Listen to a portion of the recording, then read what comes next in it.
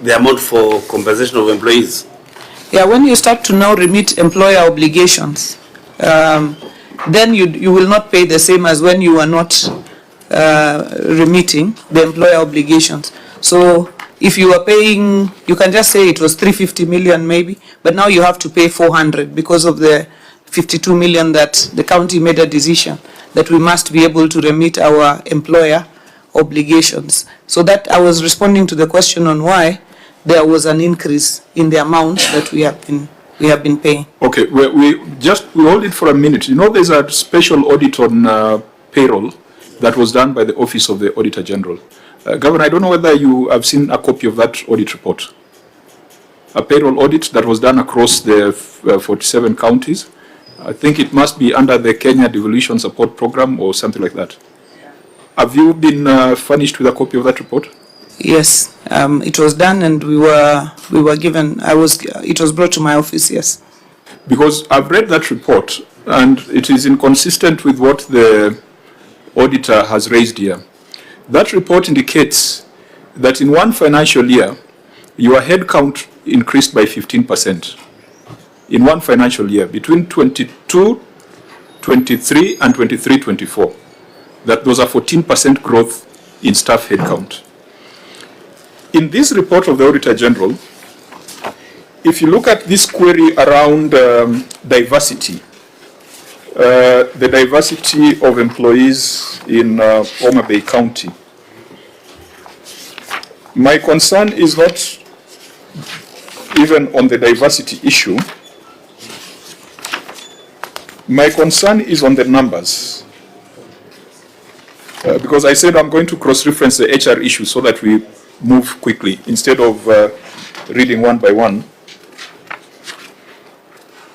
Non-compliance with provisions on ethnic diversity, affirmative action on gender, and persons living with disabilities. The substantive issue there, I think, have been canvassed by our sister committee, the Cohesion Committee, which I believe you have appeared before on some of these subjects. But the interesting thing is that the Auditor General said you have 6,986 employees. Is that the correct figure? The current number of employees that you have, Chairman, is 7,100. And 7,183. But in your response, the written responses that we considered and took to the House, you indicated you had 7,554. Chairman, we have been carrying out an audit in our departments. What we have instituted, we've instituted a HR roundtable, and we have now been making comparison of figures that report to work in the department versus what is on the payroll.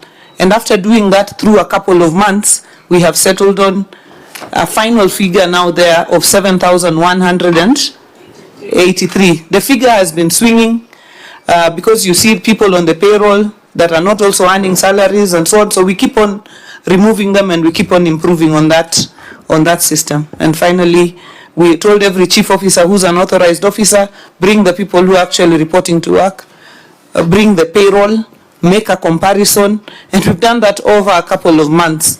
And I think our figure now stands at 7,164. There is a fourth number. There is a fourth number from the OAG's payroll report. Clerk, can you just check that?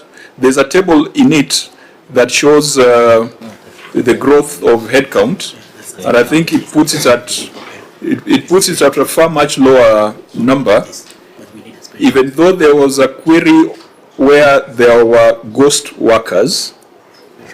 I think that report has slightly below 6,000, which then does not make sense when you compare with the OAG's number.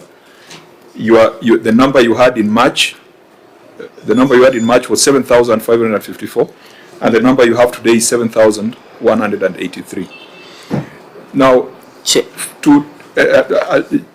a minute, I'll give you the opportunity, but I wanted to propose that since the payroll audit report is very substantive, and Mutembei is far in the red as far as HR issues are concerned.